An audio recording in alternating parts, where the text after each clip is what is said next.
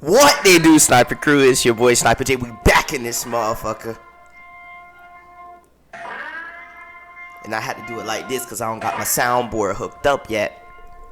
But we just hit 1,200 motherfucking subs. So you know I had to hop back on here to drop another reaction video. So let's get into it. You feel me? Shout out to everybody that subbed up. New subs, old subs, all subs. You feel me? I love you all. Appreciate all of y'all. We on the road to 1,500 subs. You feel me? We in this motherfucker. So for y'all that don't know, we just did a video about one of the Julio. Damn, I just stuttered again. Julio killers trying to escape.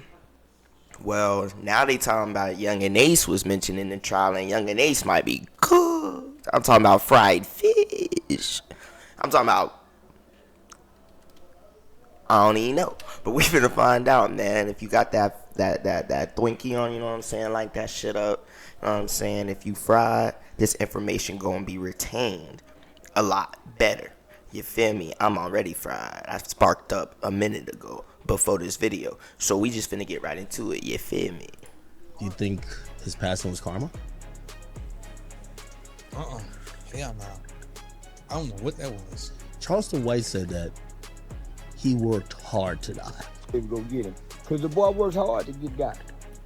He said he was trying his hardest to end up there. Yungeen Ace's name is being called out in a murder trial in open court in front of a judge and jury, and his own music is being played as evidence to help convict people connected to the killing of his dead rival, Julio. Not on the internet, not in a podcast beef, in a real-life capital murder trial where multiple defendants are facing the death penalty.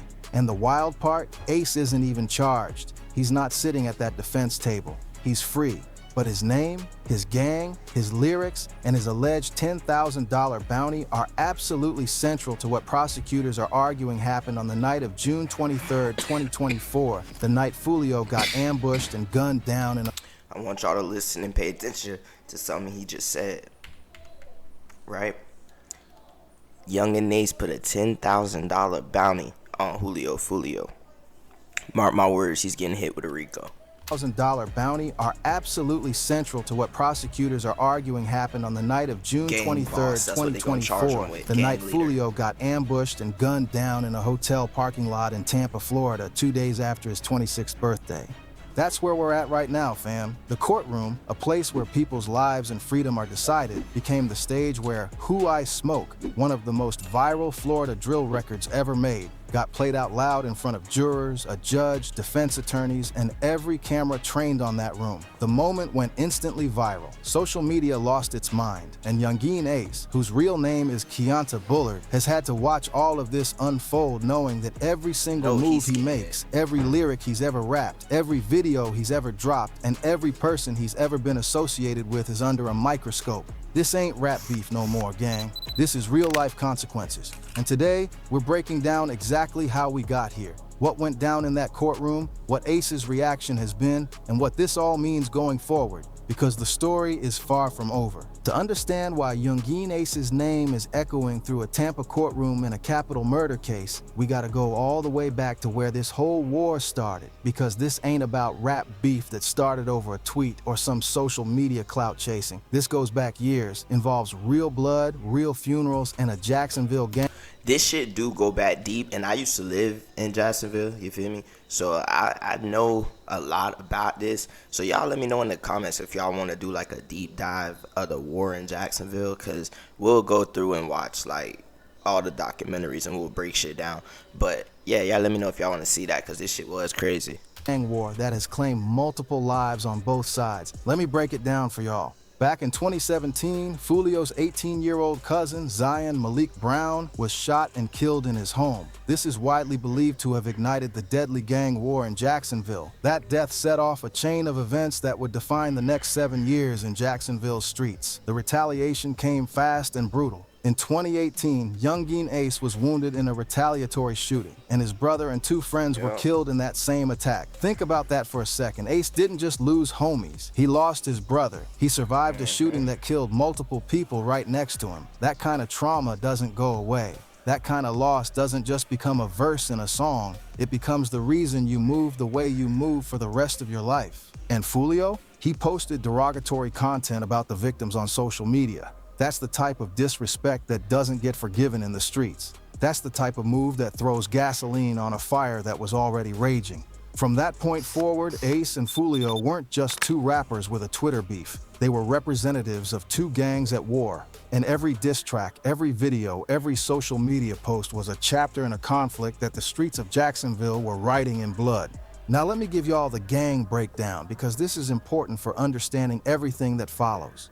On one side, you've got ATK, which law enforcement believes stands for Ace's Top Killers. Police testified that Keonta Bullard, known as Yungeen Ace, is believed to be at the helm of ATK. Allied with ATK is a crew Rico. called 1200. On the other side, you've got 6 Block and Bully Gang, which is the set Foolio, whose real name was Charles Jones, was affiliated with. A TK stands for Ace's Top Killers, and its most influential member is rapper Yungeen Ace. Detectives testified that the gang war between these crews has been deadly on both sides for years, and they referenced killings that took place from 2018 all the way through 2024. This wasn't a brief altercation.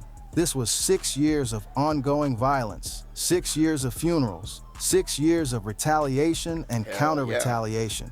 And through all of it, Ace and Foolio were putting it in music, naming names, celebrating deaths, and making the whole world spectators to something that the police, the courts, and the prosecutors were watching very carefully. Here's where it gets crazy, fam, because what started as street beef got transformed into one of the most viral moments in Florida drill history, and that viral moment is now being dissected in a courtroom. In 2021, Ace released Who I Smoke, which led to Foolio releasing When I See You in the same year, essentially starting the Florida drill music scene. Think about what that means. This beef, this deadly real-life gang war, literally spawned an entire music movement. Two rivals going at each other through music created a whole genre wave for the state of Florida. But here's what people who just vibe to Who I Smoke might not have understood. That song was naming names, real names, dead people from the other side of the beef, Foolio's associates, and Foolio clapped back with When I See You, which sampled a news team's coverage of the killing of Ace's brother. You hear that? Foolio took the news footage, actual news footage, of Ace's brother being murdered and put it in a diss track. That is next level disrespect on a scale that most of y'all have probably never seen in hip hop. But they put Foolio little brother on the cover of a mixtape. So we not gonna act like Yungeen Ace was just a victim. Now he was a victim sometimes, but he was also fucked up too. So we not gonna do that. Ain't battle rap. That's taunting someone over their dead brother. And Ace let it be known through his music that he wasn't gonna let that slide. Now fast forward to 2023. Foolio was shot and wounded in July 2023 in Houston, Texas. Then just months later, on October 7th, 2023, he was shot in the foot while driving in Jacksonville. Multiple attempts on his life, and Foolio was still moving around, still dropping music, still living in the center of this storm. Stupid. In fact, 9 months before his murder, Jones was shot in one of his legs while driving, hours after ATK member Antonio ATK Tilly Jr. was apparently involved in some action of his own. The two sides were knocking on each other's doors constantly. This was escalating towards something inevitable. Meanwhile, the internet was watching all of this go down in real time. Every shooting, every social media post, every track that dropped, people were connecting the dots. The beef between Ace and Foolio wasn't underground no more. It was fully public, fully documented, and fully on the radar of law enforcement who were already treating both of them as central figures in an active gang war. June 23, 2024, Foolio's 26th birthday. What was supposed to be a celebration turned into one of the most high-profile murders in Jacksonville rap history. On June 23, 2024, in the late night after his 26th birthday, Jones was fatally shot in the heart, lungs, and aorta, and 3 others were wounded after a group of men armed with pistols and rifles opened fire on them in the parking lot of a Home 2 Suites in Tampa, Florida. The assailant armed with the pistol had an extended high-capacity magazine and fired more than 30 times. Meanwhile, the other 2 assailants both had brass catchers on their rifles. 30-plus shots, brass catchers on the rifles, meaning these people came prepared, thinking about evidence before they even pulled a trigger. This was not a spur-of-the-moment situation. This was planned. Jones had been attempting to book a room in the hotel after he was asked to leave an Airbnb by authorities for exceeding occupancy limits. Fulio didn't even plan to be at that particular hotel. He was supposed to be somewhere else. But the people following him that night, they adjusted. They tracked him. They waited. And when the moment came, they moved. The prosecution later laid out how the attack went down. Investigators obtained video from a USF poll camera, Homestead Suites cameras, and Tesla footage showing 3 suspect vehicles following the victim's convoy and conducting reconnaissance before the shooting. Reconnaissance before the shooting. They were literally doing surveillance, tracking Fulio's movements for hours on his birthday before setting up the ambush. That level of coordination tells you everything you need to know about how premeditated this was. And what did Yungeen Ace do the very next day? He dropped a song. Yungeen Ace, who was engaged in a serious feud with Fulio for years, dropped a new song titled Do It, just hours after news of the Florida rapper's death became public. And then the timing was jaw-dropping. No condolences, no silence, a diss track. On the new song, he raps at one point, "Every car I've been, these bi-tinted / choppers and killers in / catch his ass and do his ass, you know he finished." He didn't mention Fulio by name, but fam, who else was he talking about? The body wasn't even cold yet. The internet went completely insane. One comment under the YouTube video said, "They said the Fed's gonna love this one," and they were not wrong. Now here's where people started connecting the dots, and where Ace's name started showing up in places way more serious than a comment section. Days after Fulio's death, a masked man appeared on social media claiming to be the shooter. In a video circulating on social media, a man wearing a ski mask and orange beanie claimed that Fulio was shot and killed on his 26th birthday because of his feud with Ace, saying he killed Fulio because Yungeen Ace put $10,000 on his head. The masked man was explicit. He said Ace gave the order, put up the bread, and told him to slide. Now, we gotta be clear. Law enforcement never verified this person's identity, and Ace has never been charged based on that video, but the clip spread everywhere, and it colored the entire narrative of what was about to unfold legally. In his first comment since Fulio was killed, Ace denied playing a role in the murder on Instagram Live, saying, "That shit's sad, I ain't gonna lie, bruh. Leave the streets alone, playa. I don't condone shit like that." He even went further, claiming that he and Fulio had actually been on decent terms before his death. Ace said, "It's so funny cause we were cool and shit. I was just talking to him and I was like, bruh, you gotta stay out of the way." The streets weren't buying it, neither was the internet. People immediately compared it to how King Von responded publicly when FBG Duck got killed. Calm, measured, almost suspiciously unbothered. DJ Academics went on record saying he believed Ace was privately elated about Fulio's death, saying on Vlad TV, "I think he kept a poker face on when I asked him how's he feel about the passing of Fulio. He's like, nah, it's fucked up." But is that really his demeanor? He's probably elated. Then came the arrests. On July 29th, the Tampa Police Department announced they had arrested Isaiah Chance, Alicia Andrews, and Sean Gathright. And upon investigation, they determined that all three were members of a rival gang connected to Yungeen Ace. They were still hunting 2 more suspects, Davion Murphy and Rashad Murphy. Alicia Andrews, 21, Isaiah Chance Jr., 21, Sean Gathright, 18, and Rashad Murphy, 30, were arrested in Jacksonville for their suspected involvement in the murder. At the press conference following these arrests, Jacksonville Sheriff T.K. Waters was asked directly about Ace. He said, "Yungeen Ace has long been known in Jacksonville. We are consistently monitoring those groups. We have people that are always watching them." He confirmed there was no investigation into Yungeen Ace at that time, but added, "He can't move around in Jacksonville without us knowing about it." That statement, sit with that. The sheriff of Jacksonville, at a press conference about a murder, talking about a rapper who isn't even charged, telling the world, "We see him, we're watching." That's not a clean bill of health. That's a warning shot. Meanwhile, Yungeen Ace was arrested for possession of a firearm by a convicted felon on April 15, 2024, just 2 months before Fulio's death. Prosecutors later dropped the case on July 3rd due to lack of evidence, stating that e-traces on the firearms provided no evidence to associate the firearms with Bullard, and that his DNA could not be processed from the weapons, so he dodged that charge. But his name was in the air. Hard. Family. Here's the crazy part. Here's where we get to what everybody's been talking about. October 2025.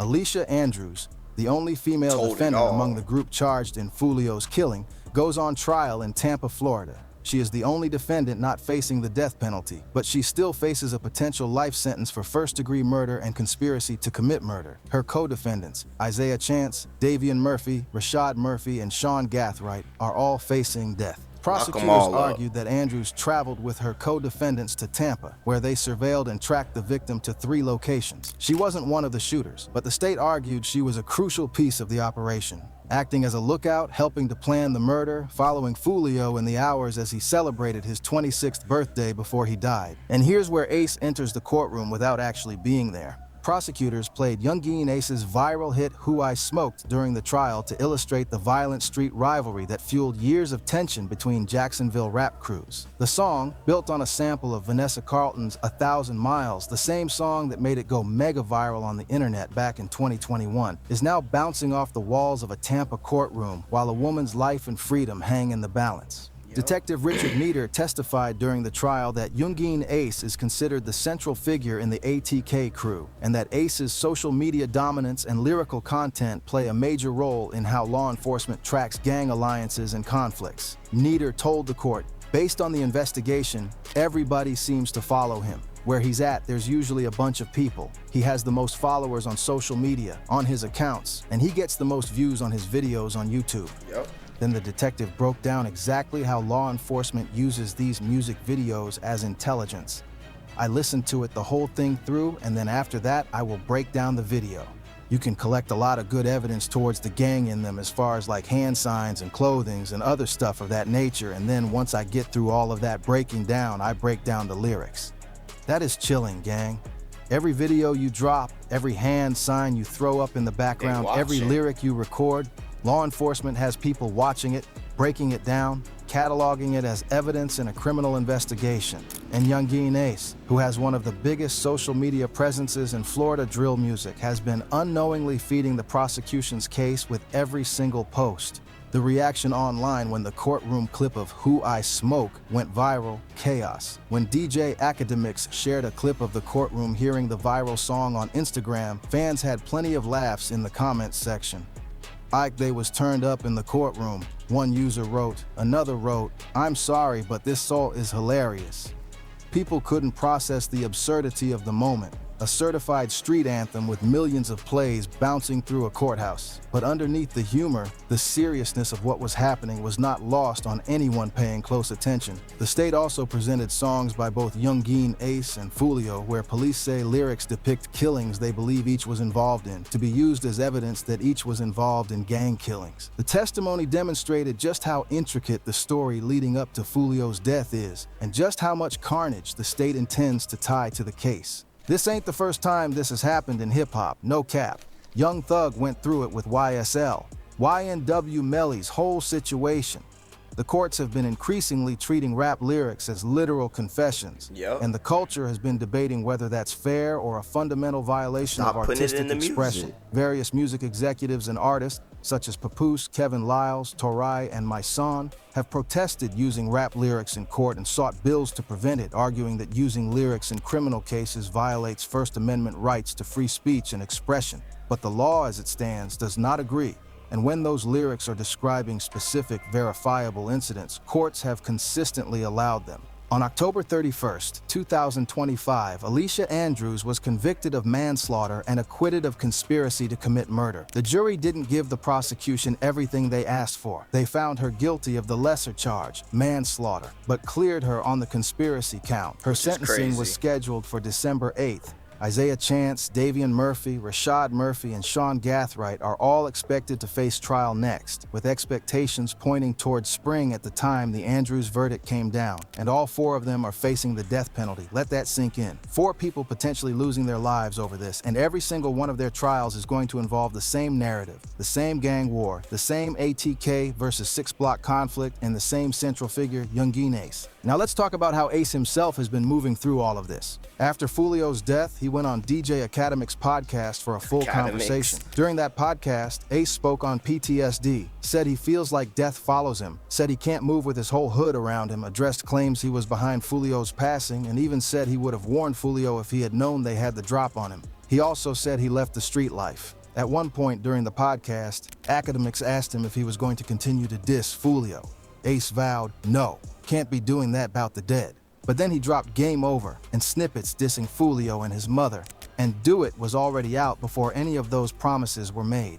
Here's the real tea on Ace's position. The man is walking a tightrope that most people wouldn't survive. He's not charged. He's not a defendant, Not yet. but he was the central figure discussed throughout a 5-hour bond hearing for Davian Murphy and the final suspect arrested, where 2 Jacksonville detectives and Tampa Police Department detectives testified for hours about Ace's connection to the gang rivalry that led to Foolio's death. He came up again and again and again at every legal proceeding. His name is in every police report. His music is in every courtroom presentation. His gang, ATK, is at the heart of the prosecution's entire theory of the case. And still, no charges. The sheriff said there's no active investigation into him. The gun charges got dropped due to lack of evidence. He's technically a free man, but the system is watching him in a way that should make any person uncomfortable, let alone someone who has been this deeply woven into one of the most high-profile murder cases in Florida history. There's also the broader implication that's hanging over the remaining trials. The 4 remaining defendants, with the state seeking the death penalty for all of them except Andrews, are going to sit in that courtroom and have their connection to Yungeen Ace used as part of the evidence against them. Their association with ATK, their role in a gang whose name literally contains Ace's identity, all of that is going to be front and center, which means every trial is going to be, in part, a referendum on the world Ace built around himself. Not legally, but narratively, in the court of public opinion and in the actual courts of Hillsborough County, Florida. Y'all need to hear this part for real. What is happening with Yungeen Ace and the Foolio murder trial is not just a Florida story. It's not just a drill rap story. It is a case study in what happens when the line between the music and the life completely disappears, and then the legal system steps in with a microscope. Rap music has always had a complicated relationship with authenticity. The culture rewards realness. It rewards people who have actually lived the life they're rapping about. And in drill music specifically, the authenticity expectation is extreme. You're expected to name names, reference real events, and make it clear that you're not just performing. You're reporting from the front lines of something real. But that authenticity has a price. When detectives are literally watching your videos to collect evidence, breaking down your hand signs, logging your lyrics as intelligence, you are no longer just making art. You are handing law enforcement a roadmap. And the people around you, the people who ride with you, the people whose names and faces appear in your videos, they are being cataloged too. Detectives described ATK and 1200 as aligned against 6 Block, and noted that the feud has spilled into music, with diss tracks like Who I Smoke and Game Over being used by investigators to map out threats and alliances. That is the reality of where we are right now. Your playlist is somebody's evidence file. The Young Thug case made this conversation mainstream, but what's happening in Jacksonville and Tampa makes it even more stark. Because the people involved aren't major label artists with high-powered legal teams and national media attention protecting them. These are young people from Jacksonville whose lives are being decided in courtrooms, while the music that defined their conflict plays on a speaker for jurors who may never have heard drill rap before. And Yungeen Ace? He's watching all of it happen from the outside. His gang is in there, his music is in there, his name is in there, but he's not in there. That is either a miracle of legal circumstance, a reflection of actual innocence, or a situation that hasn't reached its final chapter yet. The streets have their opinion. The law hasn't moved yet. And the remaining trials, 4 of them, all potentially involving the death penalty, haven't happened yet. What we do know is this: every single word Ace has ever recorded, every lyric, every Instagram post, every video is already in the prosecution's files. The detective already told the court they monitor his every move because of his social media presence. And the moment anything changes in the legal landscape, the moment a deal gets made, a co-defendant decides to talk, or new evidence surfaces in one of those upcoming trials, Ace's name is going to be back in that courtroom, no cap. The culture needs to pay attention to this case, not for the gossip, not for the clout, but because it is showing us exactly where the music and the streets intersect with the American legal system, and what happens to everyone caught in that intersection when the gavel comes down. This Jacksonville war started with a death in 2017. It created one of the most virally successful records in Florida history. It allegedly ended with a planned ambush at a hotel on a birthday. And right now in 2025, it's sending people to death row while the man whose name is on the gang, literally Ace's top killers, is still free, still moving, still dropping music. Real recognize real fam, and what's real right now is that this situation is nowhere near finished. Drop your thoughts in the comments. Do you think Ace's name keeps coming up in these trials because of actual involvement? Yes. I think Ace is involved, and I think he dropped them 2 songs, and he fucked up. And that's why lately he's been so focused on streaming and making music, like pain music and other than dissing, because he know he's fucked. He know he fucked. But I don't know. Y'all let me know. Oh, y'all let me know about the background too. I know y'all we got a new background back here. You know what I'm saying? Y'all don't got to see my son room no more. We got a new background. But anyways, y'all let me know. We on the road to 1,500 subs, man. Shout out to everybody that subbed up this week, last week, this month, last month, man. We just hit 1,200 motherfucking subs, bro.